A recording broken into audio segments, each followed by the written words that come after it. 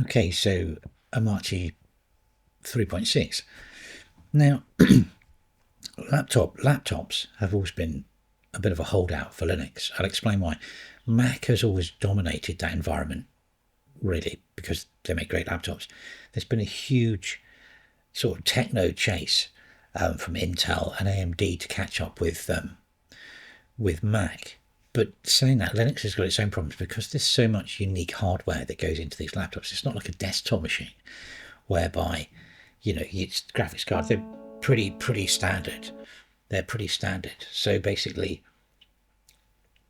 it's easy just to get Linux on there because it's easy for Windows and Mac because those operating systems are easy for the integrators to build the laptops around. So yeah, so Linux has its own set of unique issues. I mean, for example, with certain laptops they've got certain functions and buttons and stuff. I mean, I know this myself from my computer, my laptop. It basically has a power key, has a power performance key that it basically just doesn't operate until you have to do something else. If you install Windows on it, it works straight away. So yeah, laptops have got their own special place for Linux to conquer. Now, the reason I talk about laptops is because 3.6 is sort of really interesting. It's like nothing and everything. It addresses lots of weird issues, a lot of weird issues. A really big issue for me that was just frustrating with my laptop because I don't actually use it. It's over here. I'm actually going to show you today on the laptop. I normally work on the desktop. The laptop's here. I just don't normally get it out. I bought it to develop the game script and I never touch it because there was a few things wrong with it that Omarchy couldn't do that was just infuriating. So I just left it.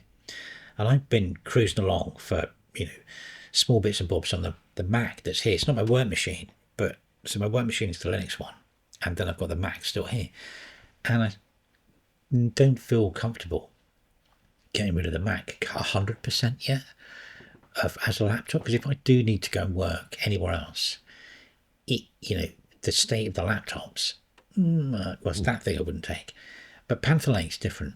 If I get my hands, I've been thinking while this over is to get rid of the M3 Max and buy like a new framework 13 Pro or something like that, which is the new Panther Lake chip, and then I can be gone with Mac from my world completely, even though this doesn't do much. It would cause a bit of OBS, but that would be a great move. So with that said, we're going to have a look at watching 3.6, and from the last edition of 3.5 they've done a lot to work with Panther Lake. 3.6 is like sort of steps on top of that one as well.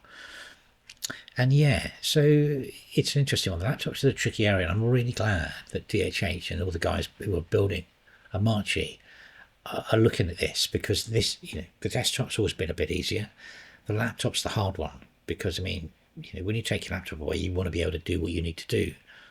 And I've always felt a little bit, I mean, that thing I wouldn't take anyway. I'm going to try and flog that again in the future and try and get some cash together for the Panther Lake thing. But yeah, anyway, so let's have a look at 3.6. It's not huge amounts, but it's worthwhile. It's like there's a road you can see going to get Linux or get Omarchy, especially onto laptops probably. Anyway, that's it. Let's type in.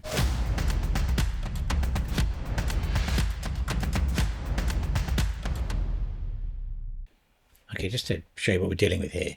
This is a Ryzen 7 884HS. It's got integrated graphics, 78M, and a 356 gig RTX card. And as I said, I bought this so I could make the game script work. It's not great at all by any means, but it was cheap.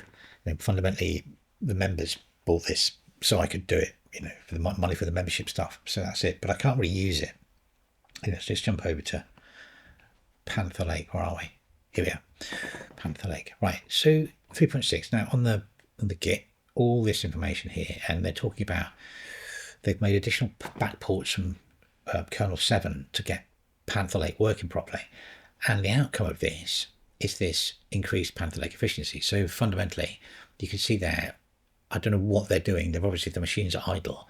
We've got a 2.2 watt power draw, and you've got like 19 hours of battery use. Or on the other one, I think the one beneath it, what's that? That's 30 hours on an XPS, on a Dell XPS, and that's amazing. That's fantastic. It's sort of like The Macs have always been monsters for battery performance. I remember when I first got an M1, and it blew my mind with the amount of time. I can't remember what the laptop was before. It was actually another MacBook, but it was like the battery jump was insane. You could use it all day compared to what I was used to, which is like every 2.5 hours I'd have to plug it in. So that's phenomenal power efficiency. And now the other weird thing, now actually before we're on this, I'll just show you something.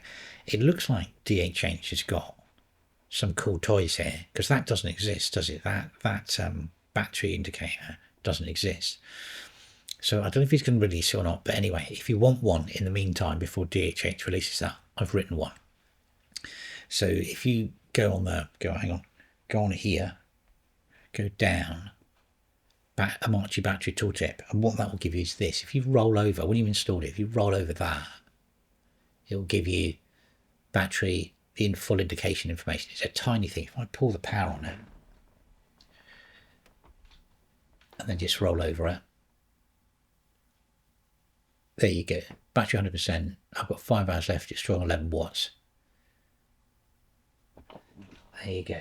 So I've just built that. I'm sure DHH, hang on, let me get the power back on the laptop.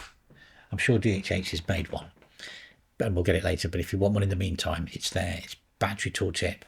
Click on that, and then you could just really simple git clone, blah blah blah, put it in. Let's go back to the main thing.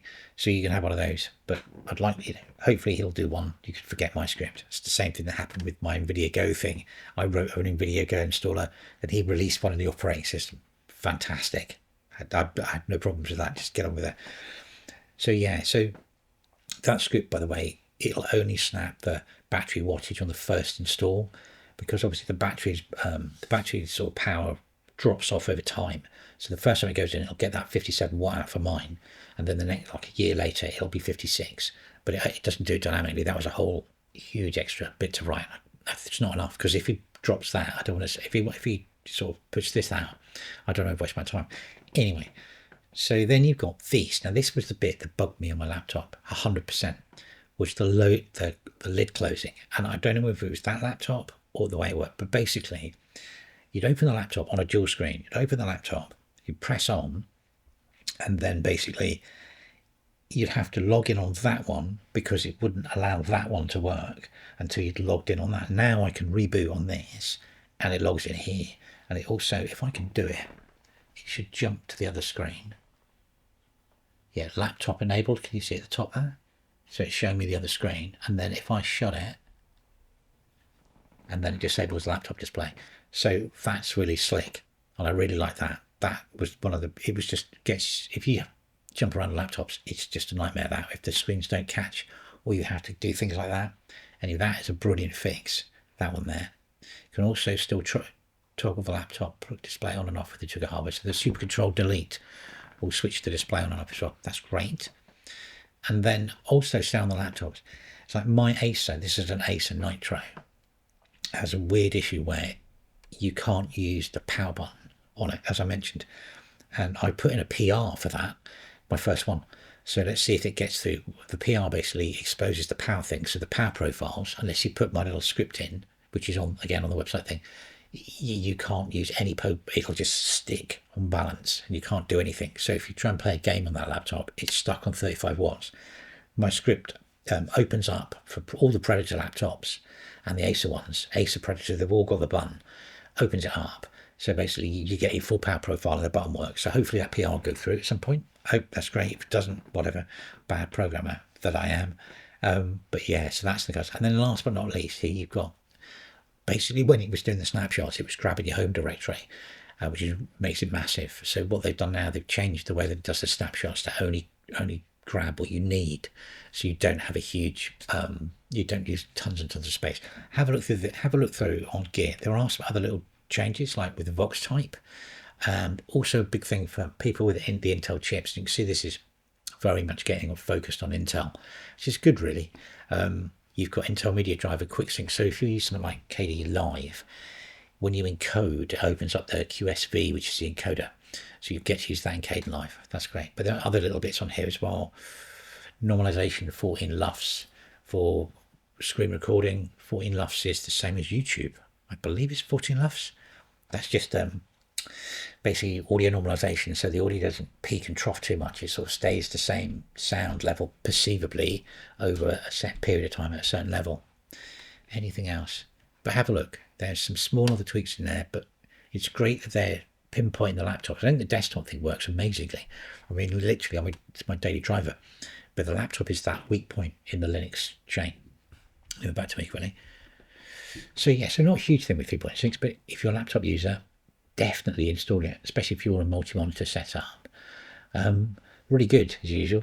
I'm sure they've got more things in the pipeline. Hopefully he'll release that power thing and you don't have to rely on mine, because it'll be written by a grown-up programmer, not by me. But yeah, so again, worthwhile. I've not seen as many people have issues when they've done the updates. I mean, I tested it on all my machines. I did something a bit cavalier though. I tested it and they did some work, cut commercial on it, and it worked fine. So there you go. But yeah, pretty solid. Anyway, as usual, thanks for watching.